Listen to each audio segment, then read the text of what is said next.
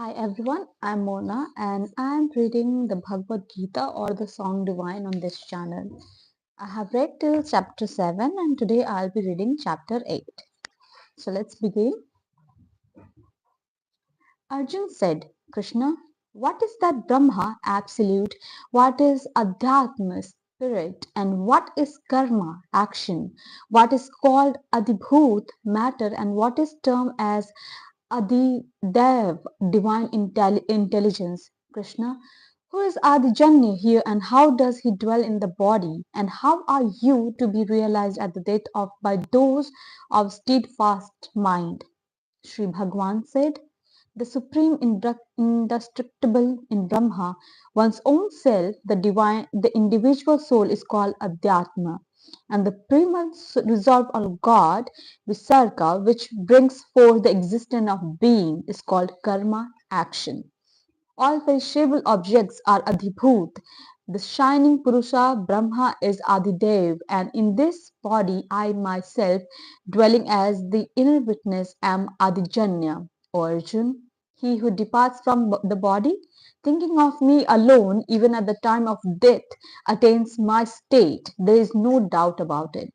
Arjun, thinking of whatever entity one leaves the body at the time of death, that and that alone one attains, being ever observed in its thought. Therefore, Arjun, think of me at all times and fight. With mind and reason thus set on me, you will doubtless come to me. Arjun, he who with his mind disciplined through yoga in the form of practice of meditation and thinking of nothing else is constantly engaged in contemplation of God, attains the supremely effulgent divine Purusha, God.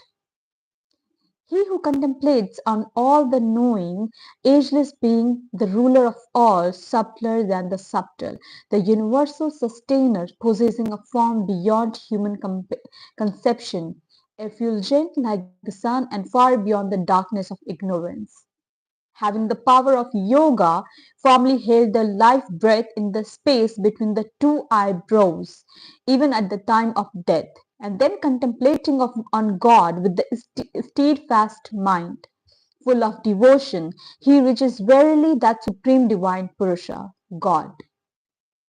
I shall tell you briefly that about that supreme goal, that is God, who is an embodiment of truth, knowledge, and bliss, which the knowers of the Veda term as the indestructible, with striving reckless, free from passion, merged into and desiring which the celibates practice brahmacharya.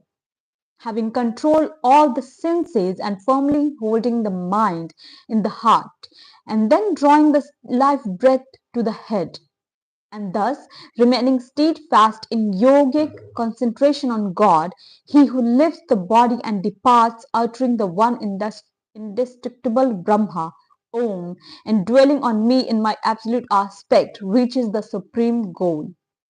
Arjun, whosoever always and constantly thinks of me with undivided mind, to that yogi ever observed in me I am easily attainable. Great souls who have attained the past, the highest perfection, having come to me, and no more subject of transitory rebirth, which is the abode of sorrow and transient by nature. Arjun, all the worlds from Brahmalok, the heavenly realm of the creator Brahma, the downwards are liable to birth and rebirth. But, O son of Kunti, on attaining me there is no rebirth, for while I am beyond time, regions like Brahmalok, being conditions by time, are transitory. Those yogis who knows from realization Brahma's day as covering 1,000 Mahayugs, and so is his night as extending to another 1,000 Mahayugs, knows the reality of time. All embodied beings emanate from the unmanifest Brahma's subtle body. At the coming of the cosmic day, at the cosmic nightfall, they merge into the same subtle body of Brahma, known as the unmanifest. Arjun, this multitude of beings being born again and again is dissolved under compulsion of its nature at the coming of the cosmic night. and rises again at the commencement of the cosmic day. Far beyond even this unmanifest, there is yet another unmanifest existence, that supreme divine person who does not perish even though all beings perish. The same unmanifest which has been spoken as the indestructible is also called the supreme goal. That again my supreme abode, attaining which they return not to this mortal world. Arjun, that eternal unmanifest supreme Purush is whom all beings reside and by whom all this is pervaded is attainable only through exclusive devotion. Arjun, I shall now tell you the time, path, departing when yogi do not return, and also the time departing when they do return. Of the two paths, the one is that in which are stations the all-effulgent fire god and the deities presiding over daylight, and the bright fortnight and the 6 months of northward course of the sun respectively. Proceeding along it after death, yogis who have known Brahma, being successfully led by the above gods, finally reach Brahma. The other path is that wherein are stations the god presiding over smoke, night, the dark fortnight, and the 6 months of the southward course of the sun. The yogi devoted to action with an interested motive taking to this path after death is led by the above gods, one after another, and attaining the lustre of the moon and enjoying the fruit of his meritorious deeds in heaven returns to this mortal world.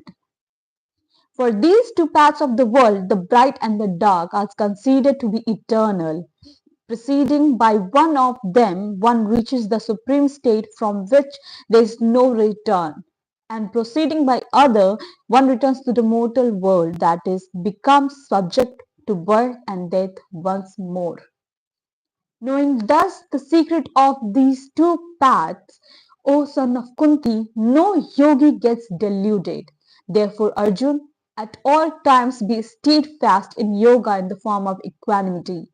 That is, strive constantly for my realization. The yogi, realizing this profound truth, doubtless transcends all the rewards enumerated for the study of the Vedas, as well as for the performance of sacrifices, austerities, and charities, and attains the supreme and primal state. Thus Nubit sung by the Lord, the science of Brahma, the scripture of the Yoga, and the dialogue between Sri Krishna and Arjun is the 8th chapter entitled The Yoga of the Indestructible Brahma. So we're done with the 8th chapter, and tomorrow we will read chapter 9. I'm reading this book, the Bhagwat Geeta or the Song Divine. It's a pocket size, and I have been reading it for a few days now. Tomorrow I'll be reading chapter 9. Thank you for your time. Bye-bye. Oh, Ruhan, it's chapter 8. I was reading from the book Bhagwat Geeta or the Song Divine. As you call it, the Red Book. Okay, bye.